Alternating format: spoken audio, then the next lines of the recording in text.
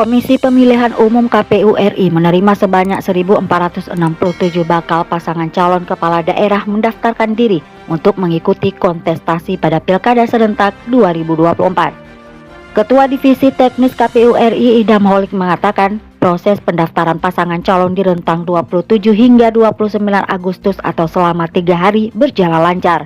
Menurut dia, selama 3 hari tersebut, KPU menerima sebanyak 1.467 pasangan calon mulai dari tingkat provinsi, kabupaten, dan kota di seluruh Indonesia. Ia merinci bahwa provinsi yang menggelar Pilkada 2024 terdapat 37, dan dari jumlah tersebut terdapat 100 pasangan calon yang mendaftar. Sedangkan untuk tingkat kabupaten dari 415 daerah penyelenggara Pilkada, total terdapat 1.095 pasangan calon. Sementara untuk tingkat kota terdapat 93 dengan jumlah 272 pasangan.